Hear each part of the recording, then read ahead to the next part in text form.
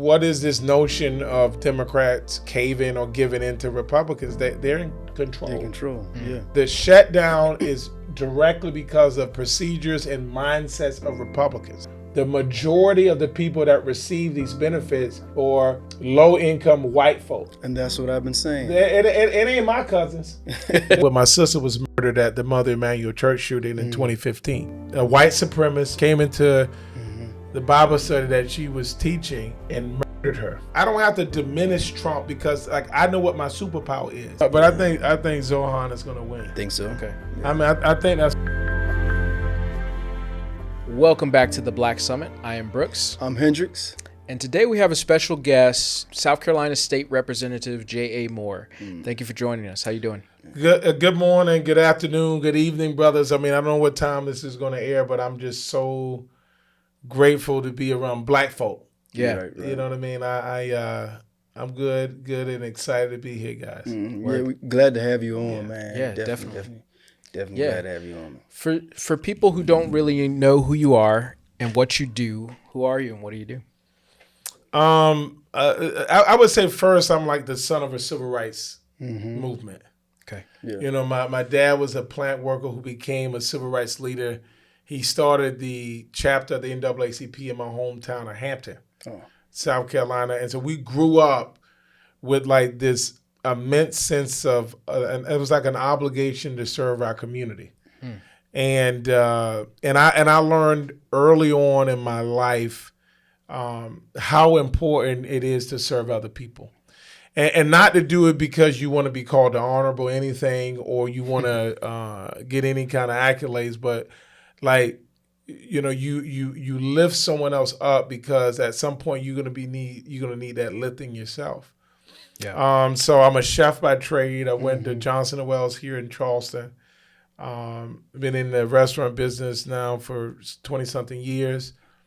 I'm a girl dad. I have a 6-year-old daughter, Mariah, who is, you know, she inspires me every day. And I think most parents believe that. But it for me, it helped me recognize the importance of black men in family. You know, we can look at statistics, and statistics shows us that black women in particular are outperforming black men. Black women in particular are outperforming white women. Black women in particular are outperforming white men. And there's a major role for black men in this elevation of black women. The fastest growing entrepreneurs in America are black women. And so being a girl dad for me is the most important role I have. You know, being there for her, being strong and stable and comforting. She likes to cuddle hug before she goes to sleep. And I want her to be independent, so I don't do it as much as I should, but I understand like that's just her way of saying I want to connect. And, you know, and I'm a state representative. I represent Goose Creek in North Charleston. And the General Assembly is about 44,000 people I represent in South Carolina. But who I am is just a person that genuinely want to serve other people. You know, that's why I became a chef and a restaurant guy. It's the reason why I'm excited about being a girl dad. It's why I decided to run for office. It's to be of service to other people. Where did your political like aspirations begin? Like, was it like, were you in college? Like, where did it like start for you? Like, what made you go, all right, you know what? I think I want to run for something, but also do that. Yeah. I wouldn't even say now I have political aspirations. Okay. You know, I talk about it all the time. For me, I think, I see progress through the lens of pain, right? You know what I mean? And so I kind of view everything through the lens of pain. And I look at it to the point of like, there is no progress without pain. And I think sometimes we get stuck in places, right? You know, and I think I was stuck in a place maybe like 12 years ago where I was like moving up in my career as a restaurant guy, you know, opening up restaurants and doing all this stuff. But I was stuck in this place. And that stuckness is pain, right? Because you're not moving forward. And unfortunately for me, that pain was magnified when my sister was murdered at the Mother Emmanuel Church shooting in 2015.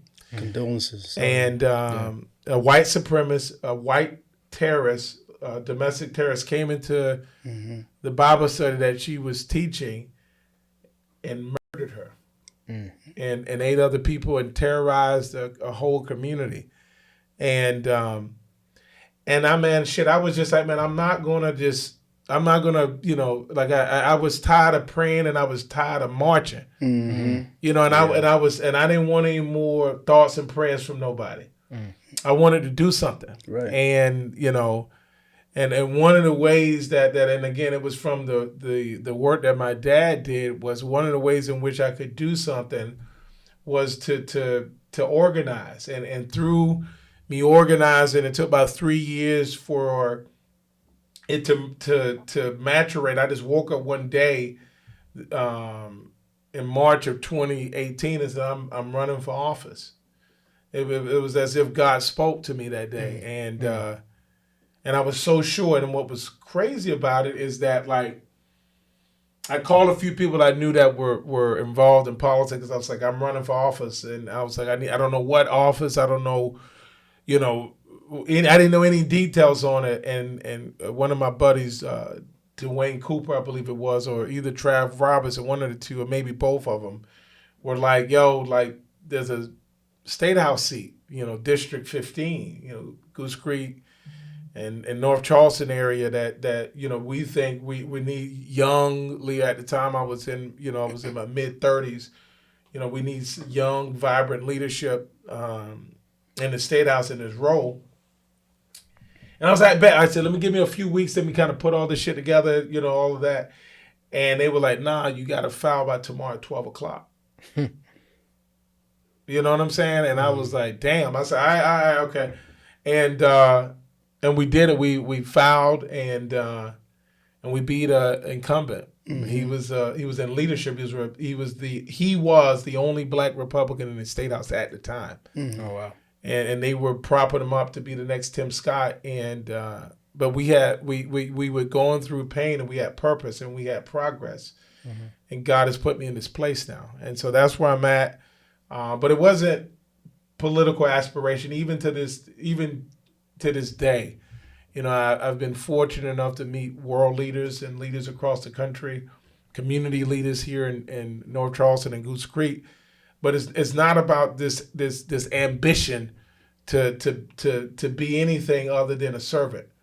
And that's real shit. You know what I'm saying? It's not like, I'm not saying that as a politician. I'm saying that because it's my lived experience. Yeah. You know what I mean? Like I wish I didn't go through the pain that I go through every day. Like, my sister is like dead. She was like murdered. Yeah. You know what I'm saying? By some bullshit ass white dude. You know what I'm saying? Some 22-year-old white dude that had nothing else going for himself but to murder my sister. I mean, that's crazy. So I wish I didn't have to go through that pain, but, you know, there's no progress without it. Yeah. And so, you know, that's where I'm at. You know what I mean? But it wasn't me being politically ambitious or any of that other stuff. Yeah. I got So, you. hey, so I heard what you said about being of service, right? I want you to speak to that a little bit, because it seems like some politicians seem to forget that notion. You know, initially that's how they start to be of service. And of course, with the political climate that's currently going on that we are aware of, kind of just speak to that notion a little bit about, as you know, being of service.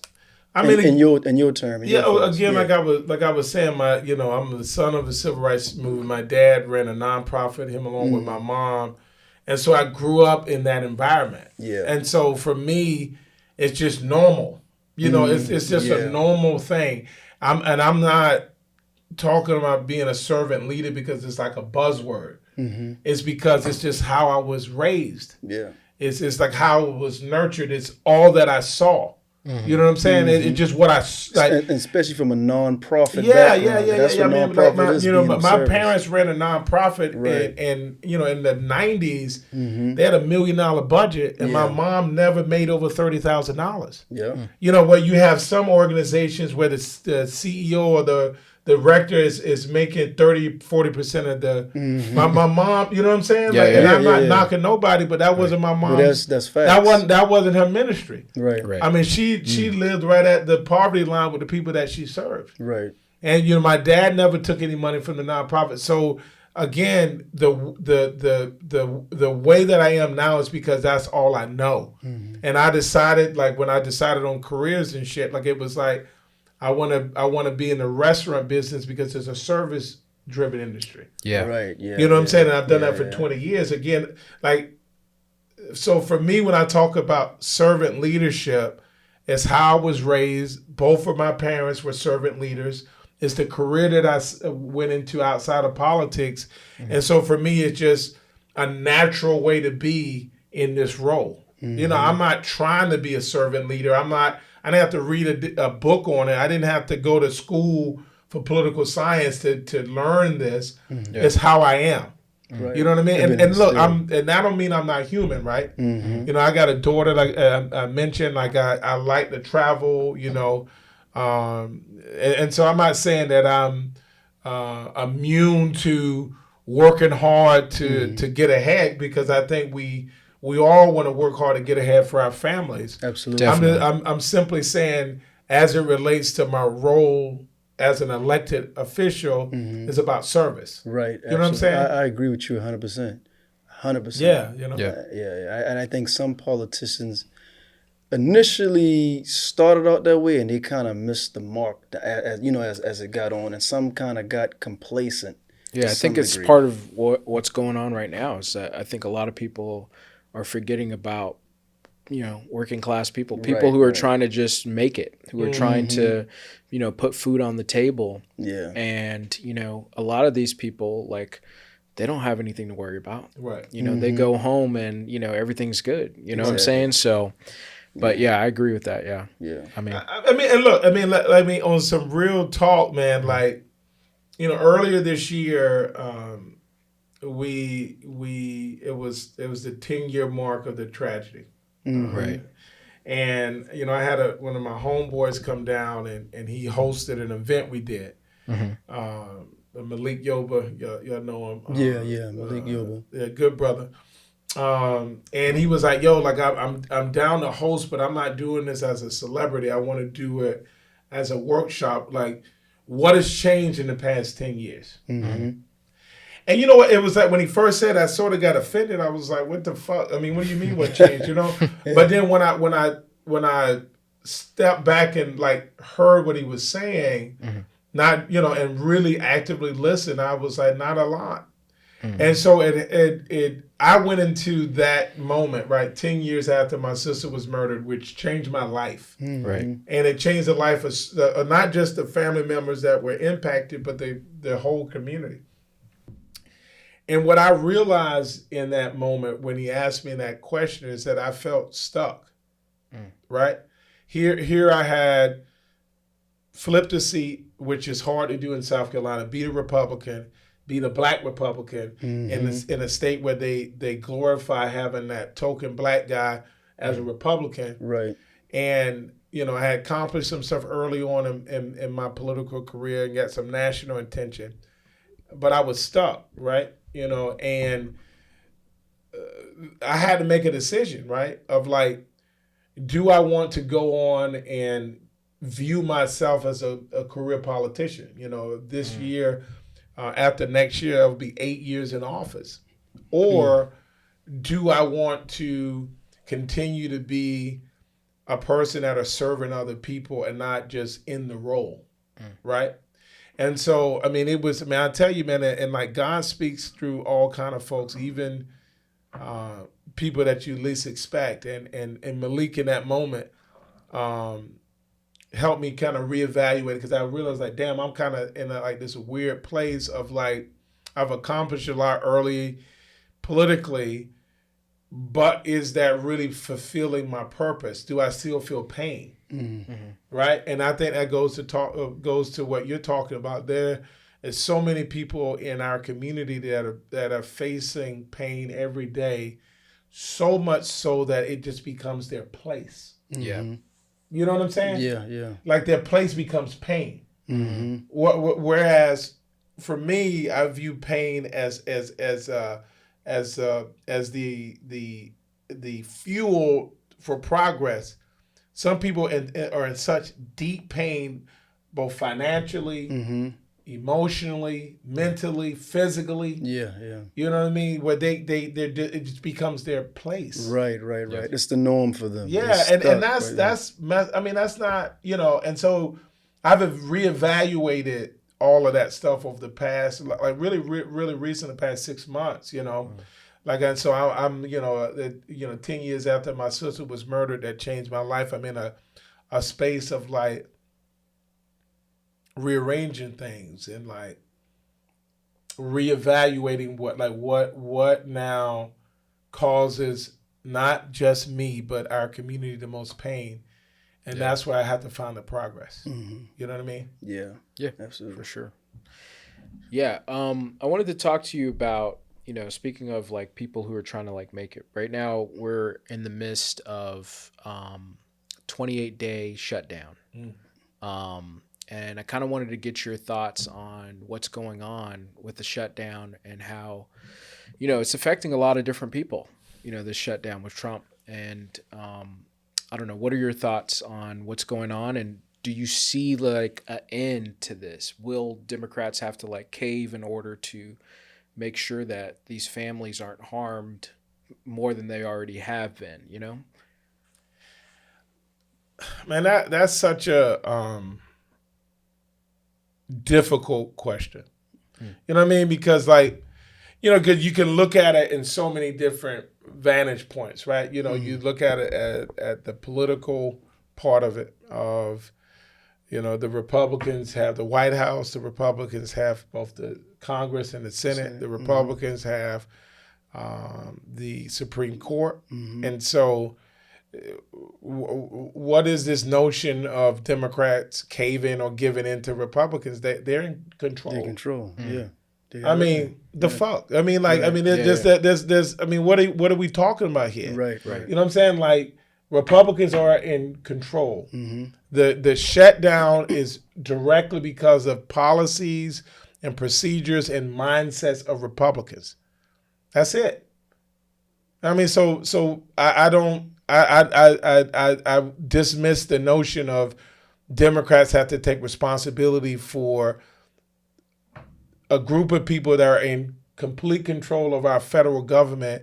And as of November the 1st, there's going to be over 250,000 people here in South Carolina going without food benefits. Yeah. And again, to my Republican colleagues that don't think that that's going to affect their constituency, the majority of the people that receive these benefits are low-income white folk. And that's what I've been saying. It ain't my cousins. You know what I'm saying? Like, that's what I've been saying. Like, you know what I'm saying? Exactly. That's what I've been saying. I mean, let's be real. Yeah. It's low-income white folks that are going to be hurt the most by this. Exactly. And then we have a governor that just came out with some fund that he wants to start, where he wants to get private industry and people to donate food and money to this fund. I'm like, what the fuck is that? Yeah. You know what I mean? Like, that's your homeboy. Call his ass up and tell him to... You know what I'm saying? You know what I'm saying? Yeah. Call him up and tell him to stop this. Right. You know what I mean? Like, he's governor because of Donald Trump. I mean, no, look, that's real talk. Nikki Haley was a governor. Once Trump got elected, they appointed her to the UN ambassador, and McMaster became governor. Exactly. So call your homeboy up and tell him to stop it. Right. Don't give the people of South Carolina some charity, telling corporations and individuals to donate money to a fund. Not to mention, here in the state, we've underfunded education for 30 years. Not to mention that we've underfunded our road systems for 30 years. not to mention that we've underfunded mental health, not to mention that our water systems are some of the worst in America. Mm-hmm. You know what I mean? Like, I mean, and so, no, Democrats can't take blame for that. Yeah. And and see, you know what I mean? And that's why I loved what you said, going back to you saying your servitude, right? How you serve, you know what I'm saying? That's why I love when you said that. With this stuff going on with the government shutdown, it seems like you saying, majority low-income white folks are going to suffer the most, right? And seem like they, a lot of times, instead of serving the people, they're putting the party over the people. And your position is to serve the people regardless of your constituents. And that's why I love the fact that you said so much about serving the people. And I think a lot of people need to get back to how you feel and what you said to become their better selves and serve the people. I mean, and look, like I can understand the intoxication of power. Mm-hmm. Yep. You know what I'm saying? I get it. Oh, yeah. You know what I'm saying? I get it. Because we human. Well, I can understand the intoxication of power, but I'm telling you that people that are in this place of pain that I talked about, they ain't going to put up with this but so long. Exactly. You know what I'm saying? Yeah. I mean, people are not going to put up with being in pain, especially not no poor white folk. Oh, yeah. I mean, black people, we kind of used to it. You know what I'm exactly. saying? Yeah, exactly. You know what I mean? Like, we'll, hey, how my grandma used to say, we'll make a way. Yeah, exactly. I mean? Man. Like, we got no choice. We'll make a way. Exactly. Now, you tell some of these poor white folks in the rural part of the state that they got to make a way. Man. Yeah. Yep. You know what I'm saying? And they got all these guns and the point I'm making is again, I try to serve everybody. You know what I mean? Like and genuinely my brand of servant leadership is collaborative. You know what I'm saying? Like I work, very well with everybody. I don't care their economic position. I don't care what title they have. I don't care. True bipartisan. Now, I'm not even talking about politically. I'm talking about just in general. Remember, I'm a restaurant dude. Okay. My whole concept is like, we got to make this work every day. Like you go into every shift of whether you're a manager or a restaurant owner of a chef. It's like you got to figure out a way to make it all work, right? Because at the end of the day, your job is to people, both your customers and your employees have to leave better than they came. Yes. That's your job, right? And that's how I look at politics. Like so, and so I work with everybody, not just politically, just socially, all of that stuff. I mean, I have a very unique group of people that are in my life. Right. And so I'm a collaborative person by nature. And also, I've had some real conversations with people over the past 6 months, like I was mentioning. And like people are fed up, man. People, people don't want to just be in a place of pain, especially when they ain't used to it. Right. Like again, like black people, we gonna be all right. We gonna, you know what I'm saying? We used to. We get it from the mud. You know what I'm saying? Like we'll figure it out. But like, everybody else, man, I'm telling you. I mean, everybody else is like, I'm having some real conversation with folks. Oh yeah. You know what I mean? And we saw January 6th, so we know what time they on. Look, man. You know what time they on. You know what I'm saying? And again, and that was just a little small. They just lost an election. Yeah. And it wasn't it was the guy, that one guy. Yeah. And what's crazy to me about Trump, and I never can understand this, right? It's like, I grew up in South Carolina, you know what I mean? And we all have, I don't care what ratio, we all have those cousins of ours from New York that come down to visit on the summertime that think they're better than us because they're from New York. They try to be a little slicker than us. Got the latest fashions and all whatnot. You know what I'm saying? Calling us country. I love my northern family. But what's crazy to me is that Donald Trump is that. But for some reason, segments in the South in particular, love it. Yeah. Not with their family members. Mm-hmm. You growing up, we used to that cousin. We used to kick his ass. You know what I'm saying? You know what I mean? You remember, like, we used to rough him up, before he go back home, we were gonna rough him up. But for whatever reason, he's been able to tap into folks that normally would not like a loudmouth lying New Yorker. Right. Somehow or another, true. he's been able to tap into their fears, their insecurities, and more importantly, got mentioned earlier, their place of pain. Mm-hmm. You know what I'm saying? And I think that we have an obligation as elected leaders, no matter what party you're in, is to recognize that people are in places of pain. Mm-hmm. And like, what are we going to do about it? Yeah, I mean, it's one thing I can come on here and I can articulate that because it's important to have that articulation. Yeah. Right. But then we also have to figure out what active things we can do outside of these media outlets, whether it's traditional or this kind of setting, to find progress in people's places of pains now, and that's what I'm actively working through that right now. Like I mean, like it's a beautiful thing, man. I'm excited about it. You know what I mean? Yeah. But I'm definitely curious, like you said earlier, about the outcome of these people and these pain. You know, because he tapped into them, and also too, day one he made these promises, right? And as we can see, these things haven't come to fruition, right? And then he said you're going to suffer a little bit, right? So you had the immigration. You pretty much, and the same farmers, they voted for it, but you took away their employees. Right. Now they bailing out, was it Argentina? Yeah, the beef. Right, bailing. And so these same farmers are now, they up and rose about that. You're giving them all these bailout. Now these SNAP benefits, things are happening. So, like you said, we in the mud. We used to this. But them with the silver spoon in their mouth, they ain't used to this stuff here. Right. So it's going to be curious to see how they're going to come about this, you know what I'm saying? And how, when these people rally together, like you said, they got the guns and everything, and they ain't gonna stand up for so much. You know what I mean? Man, I mean, it's so crazy to me how certain people, because of performative politics, will do things not in their best interest. Right. You know what I mean? Like, performative politics is what we're talking about, right?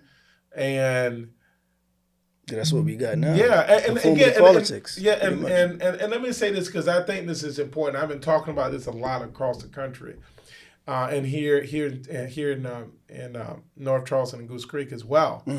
Is that the role of the citizen?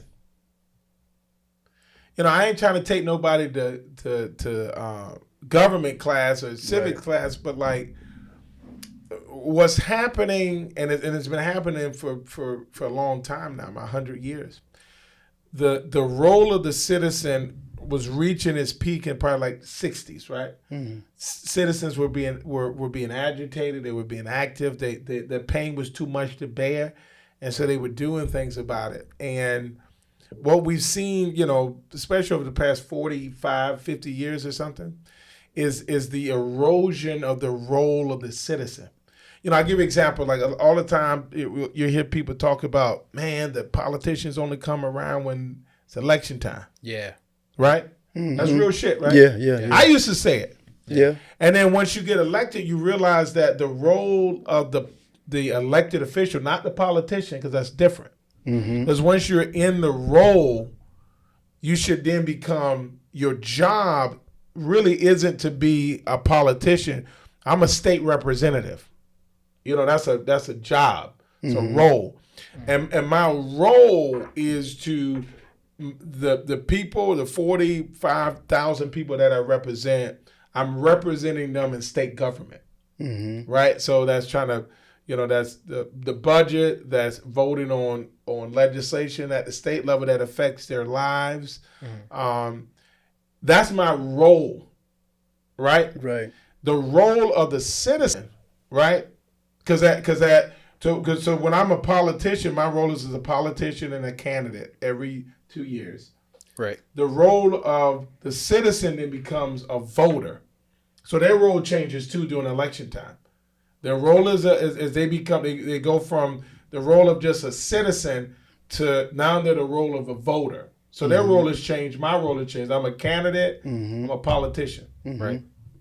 Once that election is over with, the voter goes back to being a citizen as far as like their role. And then they have to become an active citizen. And then you become a special interest to whatever that is. You follow what I'm saying? And your role is to be engaged on what's going on and hold your representatives accountable. Right. During election time, that's fair. Right. But non-election time is more important. Right. That don't mean you gotta go up to Columbia every week. That don't mean you gotta call me every week. You can, you should. Yeah. But that's sending an email out. That's voicing your opinion on social media. You gotta be active. Right. You got to say, this is my special interest as the individual, as a citizen. That is your job. You know what I'm saying? Absolutely. Because what we have when we're in Columbia is we have people that are doing that. And it gets labeled special interests and all of this stuff. And it's in a way designed for the citizen not to understand what that means. Like somehow that special interest isn't the special interest is a group of people that have something that is important to them, and then they lobby for it. Right. All of us should be doing that. Right. That's our job. That's our role as an active citizen. Right. You know, I'm a state representative, but I'm also a citizen too. And so when things are happening at the federal level, as a citizen, I'm raising hell to my federal delegation. You know what I'm saying? Yeah. At the same thing, you know, when there's issues at the county level. Yeah. As a citizen, I'm raising hell to my county elected leaders and at the municipal level. That's our role as citizens. Yeah. And again, that's not to take anything off of the elected leader. I'm not saying that. Like, and I know it can be. You know what I'm saying? Like you know, someone can take this and make it a meme and say that I'm trying to take off responsibility. I ain't doing that. Yeah, I totally get you know what you're saying. But we have a role to as citizens. We do. You know, and that squeaky wheel, the squeaky Absolutely. wheel gets the grease. Yeah. You know what I'm saying? Like, exactly. but we got to be squeaky wheels. Like, and again, it's not just about like marching. Right. You know what I'm saying? It's not about, and it's not about just shooting off a tweet. You know what I mean? It's like being like genuinely engaged in it. You know what I'm saying? It's important now more than ever that we do that. All of us. Well, how do we get people more engaged? Because I feel like there's a lot of people who aren't really into politics, and a lot of them don't know what's going on. A lot of them don't know that like 30,000 people here in the Tri-County are going to be affected by the SNAP benefits that are going to be taken away, possibly. I mean, how do you get people engaged and get them, you know, going? Because, you know, voters, I feel like, I mean, when I look nationally, right, the Democratic turnout was lower than it has been in years when it came time to vote even for president. And, you know, people usually come out for that one as opposed to, you know, the local elections. So how do you get people more engaged? I mean, part of it, like I mentioned, is that's our individual role. And I'm not saying that in like not answering the question, but that's part of it is like our obligation as citizens. Right. You know, I have a daughter. I want her life to be better than mine. You know Absolutely. what I'm saying? Yeah. So that's part of my role as a dad. I got to do it. Yeah. Not as a state representative, but as like Mariah's daddy. Right. Yeah. You know what I'm saying? Like I got to know what's happening. Right. And then, but outside of that, I mean, like there is a responsibility for elected leaders to do interviews like this, right? To be more connected with people. Yeah. And I think the real thing is it's not as hard as you think, right? Like, I mean, I'm a chef. You know, I went to culinary school, right? You know what I'm saying? Like, I didn't have any special training to be an elected leader. I just have a servant heart, and unfortunately for me, my pain of my sister being murdered drove me to doing this, but like it's not out of reach. Right. You know what I'm saying? And no matter what, like you can be disengaged. You can say, I don't care about politics. It's not interesting to me. I don't have time. They're going to do whatever they want anyway. They're all corrupt. You can do all of that if you want to. You're still affected by it. Yes. I mean, no matter whether you're very engaged or not engaged at all, or say these guys are all corrupt, they're going to do what they want to do anyway. My voice, my opinion, my interest doesn't matter. It's still going to affect you. Yeah. So you might as well be engaged. You know what I'm saying? Like you might as well be engaged because it's going to affect your life. I don't care if you like politics, and I don't care. Right. I really don't care. Like you have an obligation to yourself and to your family, your loved ones, your friends, your community, to be engaged. That's your role. Yeah. I know it's hard. You know what I'm saying? I know how hard it is to make money right now. I know like people working their asses off. I get it. You know, people getting sick. You know what I'm saying? That we got healthcare cuts that's happening at the federal level because of Republicans. I understand it all. Right. You know, come was it Saturday? You know what I mean? People are going to go without opportunities about food, and not to mention, like, I mean, no one's talking about this, but what about the business owners? If I'm a grocery store owner, if I'm a convenience store owner, if I'm anybody that takes SNAP benefits, I'm raising hell. Yeah. Because that's driving into my profit margins. I mean, it's all of us. You know what I'm saying? Like, you know, it's not just the person that's getting those benefits. Is the economy that's going to be affected by all of this stuff. Whether you engage or you disengage. Can you briefly explain the importance of, because we had talked about this one time on a prior part, and I was explaining how important local elections is. Because you know the presidential election is romanticized, and then we all run to that. But I say, dude, in your local level, this is going to affect you more on the day-to-day, whether, you know, your schooling, how areas get zoned and things like that. Can you just briefly explain? Because you've been in it. We know each other for a long time. I know you've been grinding, and I know you know firsthand. Yeah, I mean, well, look, again, like to your point, the policies that are put in place at the school board level. The school board picks the superintendent, right? The superintendent is the CEO of our school districts. And so they're directly making decisions about your children's education, how they're educated. Right.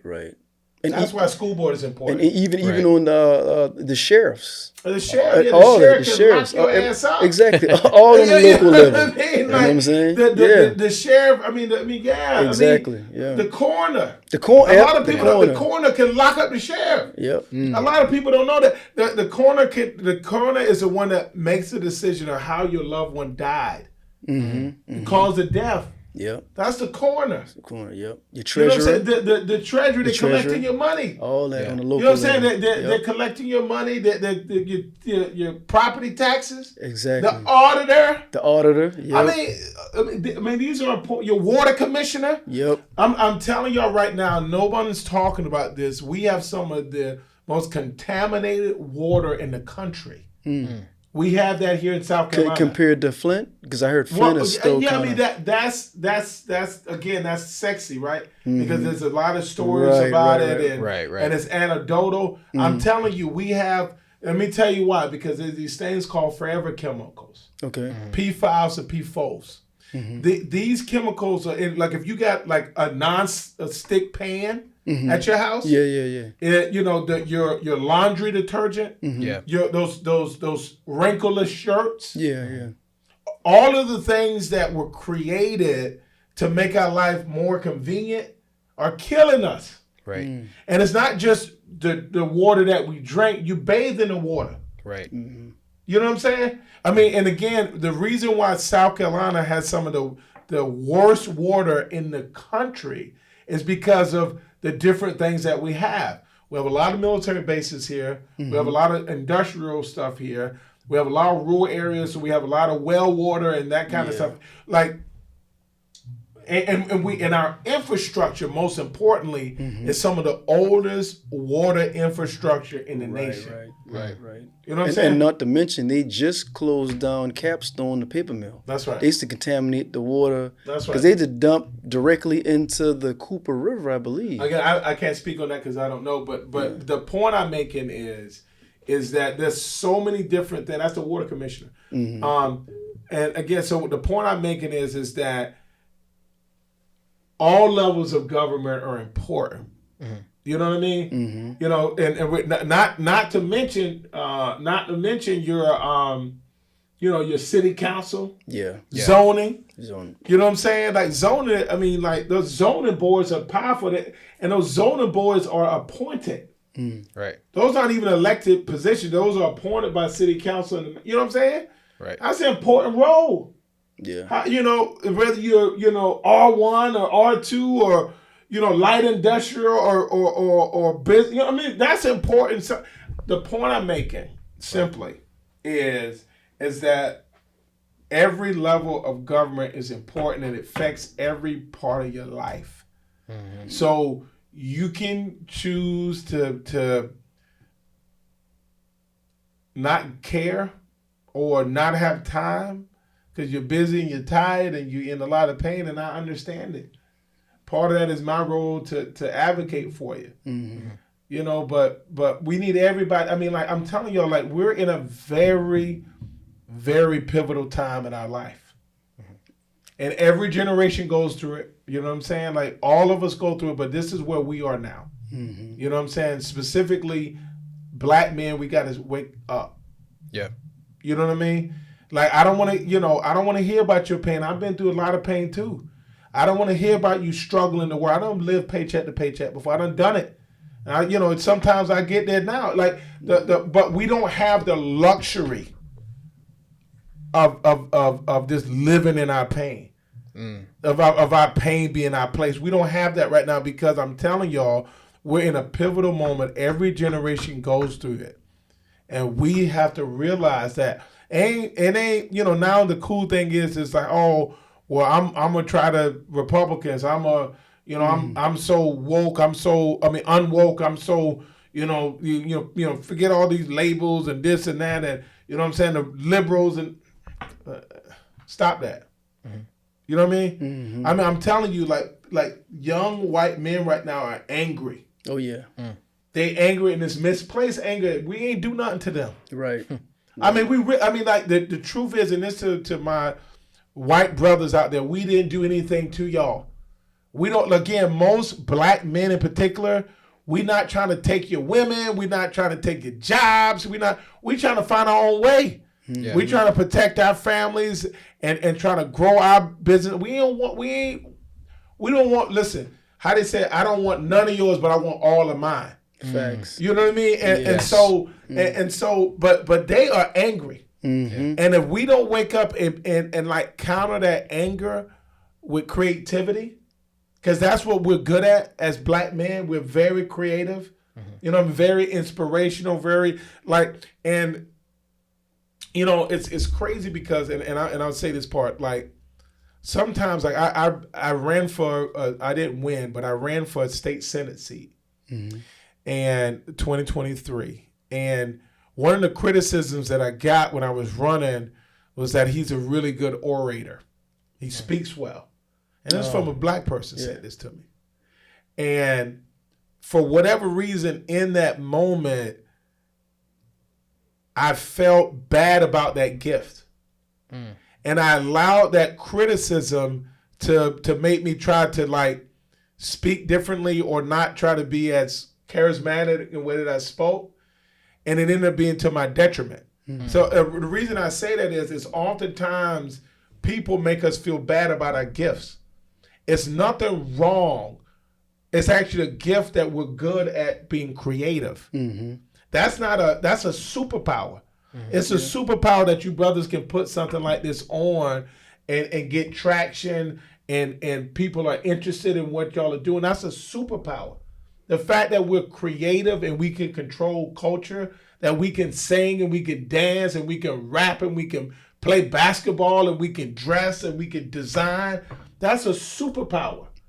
You know what I'm saying? Right. And so in this moment, like as a people, we got to embrace us, all of our and the fact that we're like good people and kind. Yeah. You know what I mean? And compassionate, you know, and caring. That's strong shit. Yeah, like I mean, that's not weakness. That's not a bad thing. That's our superpower. And they often make us feel like it's not. Yeah. They want to say that we're lazy because we don't have to work like they do in order to achieve greatness. You know what I'm saying? Yeah. You know what I mean? Like just because you got to work your ass off and I can just be smooth and make it work, that's my damn superpower. Right. I'm not going to make you feel like I'm some lazy person because I'm talking and people are tuning in and Right. that's a superpower. Yeah. You know what I'm saying? And so for the brothers out there, like whatever your superpower is, you got to embrace it. Don't let anybody tell you like, oh, you need to be working with your hands or you need to be grinding and you need to be like, you know what? Grind for what? I don't want to grind. I want to move in process. Because if you grind, you're breaking something down. I don't want to be broken down to succeed. I don't want to be grinding. Yeah. I want to be progressing. Right. You know what I'm saying? Yeah. Like I ain't grinding. I don't want to break nothing down from me. I want to progress. And if that's smooth, then I'm gonna be smooth. Right. You know what I'm saying? I feel like yeah. that's good. Yeah. You know what I good mean? stuff. And you know what I mean? Like and we I'm telling y'all, we gotta like in this moment, like that, like I told y'all before we started, like we gotta try something different. Yeah. You know what I mean? Like we gotta like this is our moment, man, and like for all of us. You know what I mean? Like, and it's just crazy because like, you know, the brother from Cool Running like got me straight on that. You know what I'm saying? I wasn't even expecting that, but like he was like, yo, you gotta, you know, like this is a moment. And like, you know, we all get stuck, and I get it, man. We all get in these pain places. Even when you're doing good now. Let me say this part. Just because you're doing well financially doesn't mean that you're not in pain. Facts. Yeah. Don't mean that it doesn't mean that you're not in a bad place. So you have to evaluate even your what you think is success or what others have told you is success. But if you're not like nurturing your community, you're in pain. Yeah. If you're the only one around you that are doing well, that looks like you, and like, you know, your family can't call you because you're out of touch with them, and like you're not lifting someone else up because you're in this position and you're afraid to give it up. Yeah. And if you ain't helping people that can't help you, let me say that again. If you're not helping people that can't help you, you're in a place of pain. Yeah. You know what I mean? I don't care what you drive or what kind of house you got or how much money you got in the bank or how fine your girl is. Yep. You know what I'm saying? You're in a place of pain if you're not helping someone that can't help you. Yeah, that's mental anguish right there. Yeah. Absolutely. That's mental anguish, man. Yeah. Let me play this clip for you, and this is getting into a different subject, but I think it's important to listen to this and to rebuke it. I'll put it like that. Okay. So here's this clip. They have Jasmine, Crockett, a low IQ person. They have AOC's low IQ. You give her an IQ test, have her pass like the exams that I decided to take when I was at Walter Reed. Those are very hard, they're really aptitude tests, I guess, in a certain way, but they're cognitive tests. Let AOC go against Trump. Let Jasmine go against Trump. What is his IQ? All right, what do you think of that? He's been saying that a lot. Low IQ, using that to go after Jasmine Crockett. What do you think about that? And AOC. Yeah. That's bullshit, right? Right. You know what I mean? And again, the truth of the matter is, again, it's kind of what we've already been talking about. Like, he's trying to take what their superpower is. Mm-hmm. You follow me? Yeah. He's trying to take their superpower and diminish it, right? Yeah. Mm-hmm. Why is he doing that? Because he's afraid of them. He's afraid of them, and he wants people that look like him to diminish their superpower too, hopefully thinking that somehow they will internalize what he's saying and diminish themselves. I don't have to diminish Trump because like I know what my superpower is. Right? I don't need to down him. You know what I mean? But he's doing it because for a long time in this country, in this world, their superpower has been killing ours, diminishing ours mentally. You know what I'm saying? That's been their superpower. Oh, yeah. Convincing us that we're not great. Right. You know what I'm saying? Convincing us that we need a Black History Month in America. Why do we need a month to recognize our history when we, as we all know, are the roots of this American journey? You know what I mean? Like this journey of the greatness of this country is rooted in folks that look like us. We don't need a month for that. That is it's the bedrock of what America is Black people. Yeah. You know what I'm saying? And so I look at moments like this where Trump says things like that, is he's just exercising his superpower. And we have to be strong enough to recognize ours. And ours is to be what we talked about, is to be creative, to be inspirational, to be collaborative, to have compassion, to have love.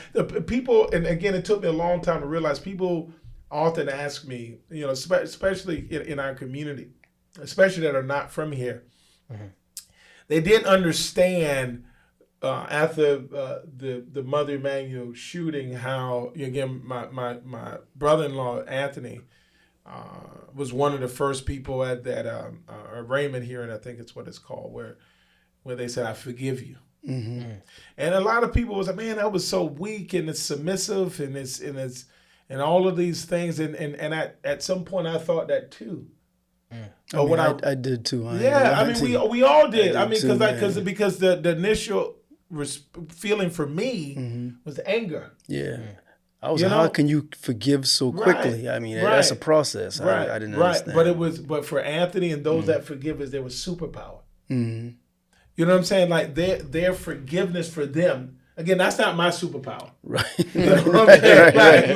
That ain't mine. You know what I'm saying? It ain't. Yeah. But for Anthony, like, genuinely, that's his superpower. Yeah. The ability to forgive someone even though they do the most egregious, evil, demonic, heinous thing you could do to someone, to a community. For Anthony to be able to exercise his superpower in the midst of all of that, for me was powerful. Now, it's not mine now. You know what I'm saying? I will never forgive him for that. Yeah. For killing my sister. And that's your right. That's your right. Well, again, it's just not my superpower isn't about forgiveness. It's other things. Yeah. It's to be collaborative. It's to be compassionate. It's to serve other people. Right. You know what I mean? It's to connect. That's my super. But forgiveness ain't one for me. And but that was his superpower. And so once I recognized that that's what it was, it helped me better understand it for him. But what I didn't like is this narrative that overwhelmed the conversation during that moment, where it was all of our superpowers. Right. Because it wasn't mine. And it wasn't a lot of people whose family members were murdered that day. Our superpower wasn't forgiveness. We needed, our superpowers were other things, but forgiveness wasn't one of them. Yeah. But the national media, they made that be the superpower for all of us, and that's not the case. You know what I mean? A lot of us are, and anger, let me say this part, anger can be a superpower, depending on how you channel that anger. It's like so you can be angry, and through that anger, it creates in you a level of purpose and creativity. Anger can be a superpower depending on how you use it, or anger can be a deficit. Yeah, because anger can cause you to do negative things that isn't creative and it's destructive. And I think destroying things in general is not good. Like being creative. I mean, we need a new system of economics in this country. Right. We need to create that. It's not about destroying the old one. It's about creating something new. Yeah. You know, we need a new system of how we educate our kids. It's not about destroying the old one. It's creating a new one. You know what I'm saying? Yeah. And see, I look and you channel yours, and you ran, and you hold an office now. I know. You know what I'm saying? Positive, creative. Right. You know what I'm saying? That's right. And a lot of people can take a page from your book, you know what I mean? Yeah. And you know what I'm saying, enlighten and do that same thing, you know? Yeah. The Democrats, I think they're looking ahead to the midterms, and some people are already starting to look at 2028. Yeah. And they just went through this whole, you know, loss of, you know, Trump getting back in there, and now we see the effects of what he's been doing, you know, these past, you know, 9-10 months, right? You know, as we look forward, I mean, like, what do you think the person, the candidate looks like in 2028 that people can kind of rally behind and can kind of get, you know, Democrats back in power, for lack of, you know, a better explanation, you know, because it seems like there was a lot that Trump tapped into, like we talked about earlier, and kind of galvanized a lot of people to go out and vote for him again, even though he had been convicted multiple times, even though he had all these different things behind him. You know, he still got put back in there. What do you think? Quick before you answer, make it a 2-part question. What do you say, guys? Because we know we got to wrap this up. Yeah, we got to get ready to go in a minute. Yeah. So 2-part question. What he said also that piggybacks of what I was about to ask you. What do you see the future of the Democratic Party moving forward, and along with what he said? I mean, I don't know. Let me rephrase that. Okay.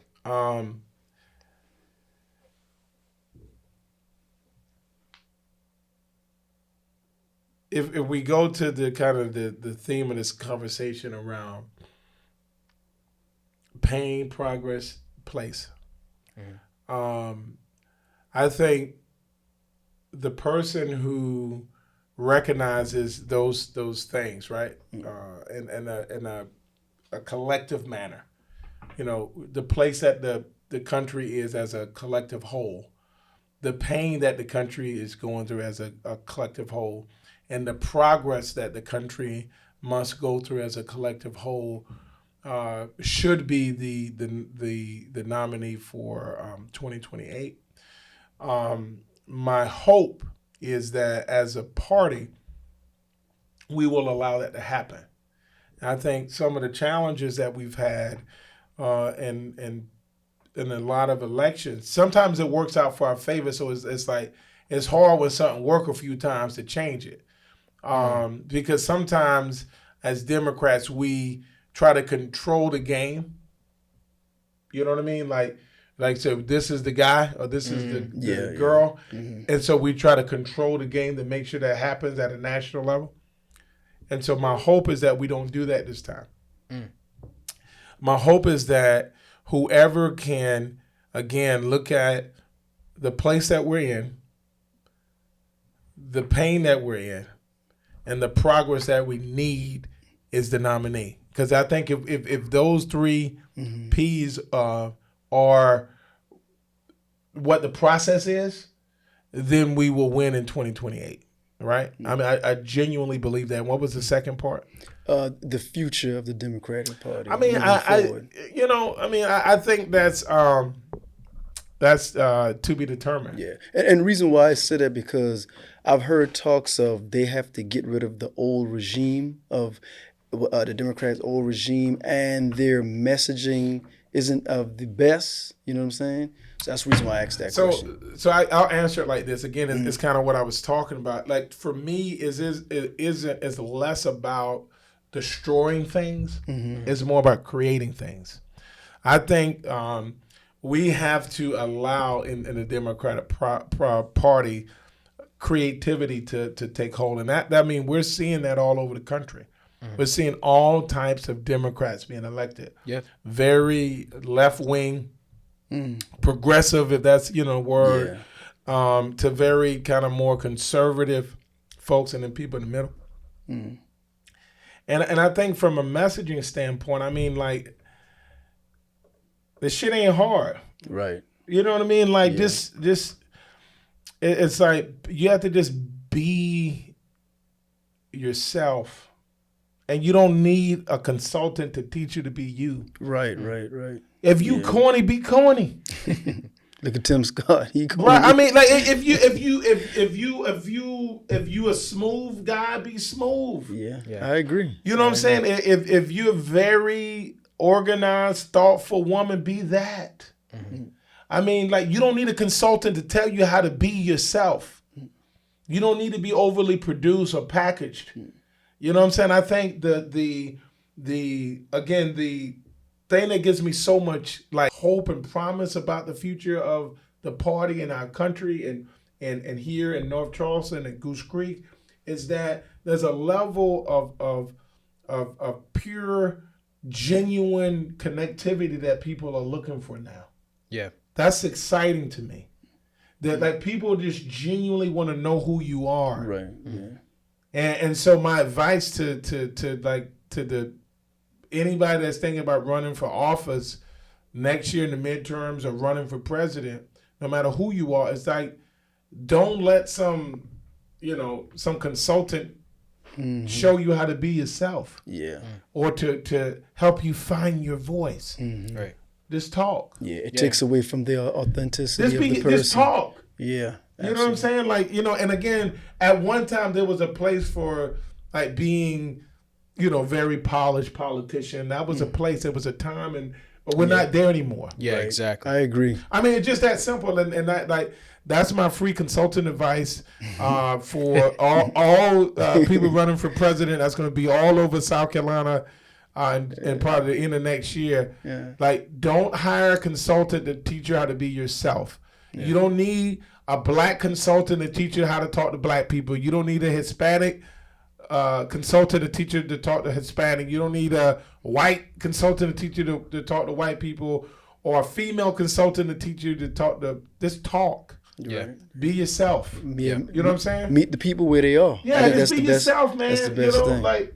Yeah. Yeah, no, I agree with that. 30 seconds. Yes. What do you think of Mamdani in New York? 30 seconds. Yeah. I mean, how much time? Here's what I'll say about that. I'm interested, and let me answer the question like a politician. Okay. All right. But I will answer the question directly. Okay. All right. Yeah. One of the things that I've done as I go through this process of kind of redefining my purpose is I've traveled all over the country, and I've met with national leaders and international leaders, both American leaders and international leaders all over the world, really. And so I'm meeting people in California, in Chicago, in Maryland, in Michigan, in New York, in India, in Barbados, in Belize, in Colombia, South America, not South Carolina. Yeah. And I'm meeting people where they are, these national leaders and these international leaders, because it's important for me to get to know them. Because at the end of the day, to be a good citizen, I need to have as much information as I possibly can before they are actively running for office, or if they're running for office, see how they do in their own state. So, I mean, I think there is a need for me to do that with Zohran, and I will. I mean, I'm not going to make an announcement, but we'll talk off the podcast about this. But no, I mean, it's something that I'm actively. I want to understand the connection he's having with New Yorkers right now, and obviously with New York being such a media capital, he's getting a lot of national attention. But more importantly to me about the national stuff is he's in the Democratic primary, he made a connection with New Yorkers, and I'm interested to see it in person and have a conversation with him, and I'm actively working on that.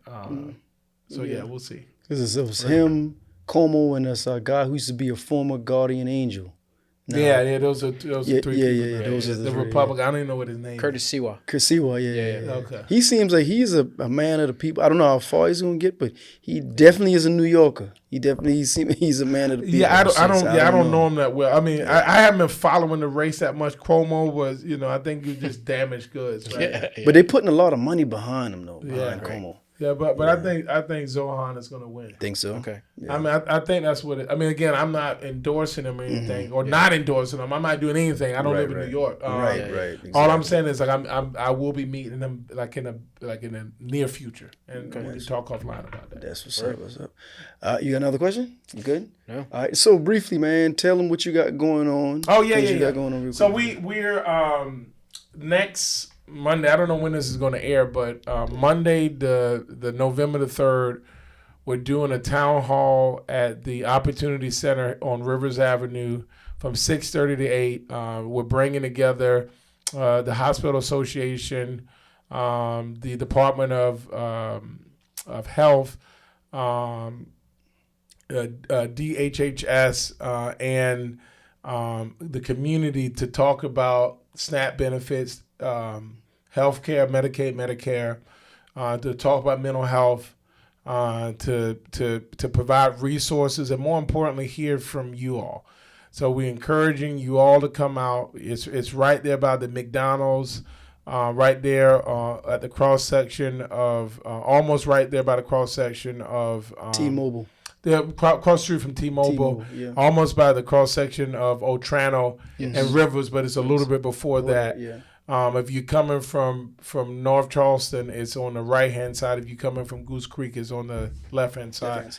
6:30 to 8 this coming Monday, November the 3rd. And we're going to also do a food distribution as well. Again, it's a small thing that we can do. We need to hold accountable our federal leaders, the Republican federal leaders, to open up the government and make sure people get the nutrition that they need and the health care that they deserve. Yeah, that's what's up, man. Yeah. And also, too, real briefly, with food banks, I know hit up your local churches. I know Mount Moriah is also doing things, and I don't know if Royal or not. I'm not sure. Don't quote me on that. But definitely Mount Moriah have food drives, and sometimes you can even get a hot cooked meal too sometimes if they're providing that. So definitely hit up your local food banks if you're in need. Yeah, and there's a food pantry that I want to give a shout out to. Let me see if I can. I want to make sure I can find it. What were you going to say something to before sort of go ahead? No, I was just going to talk about your socials, but yeah. Oh yeah. Talk about this first, yeah.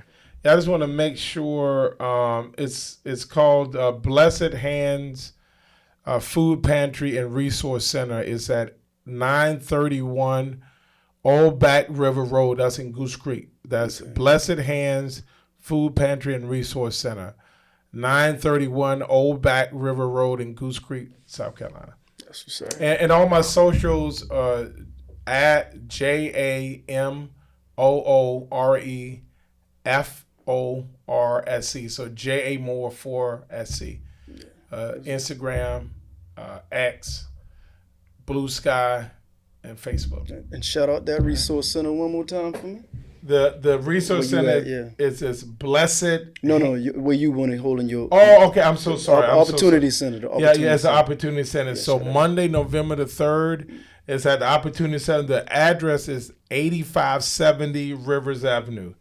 8570 Rivers Avenue, the Opportunity Center. This Monday, November the 3rd, from 6:30 to 8 o'clock. Please be there, guys. We want to make sure your voices are heard. You gotta be active citizens in this moment, because we all are in a lot of pain, and we got to get out of this place. We got to make progress. yo. Yeah. That's J.A., what's up. we appreciate you coming on. Of course, man. And hope State to see you back. representative. That's right. Yeah. J.A. That's Moore, right. That's my what they brother. that's what they call me up there. My man. brother from It's another J.A. mother. That's what they call me up there, but down here it's just J.A. J.A. All right. That's the man. Yeah, man. Yo, this has been the Black Summit. I'm Hendrix. And I'm Brooks. And we are out. Peace. Peace.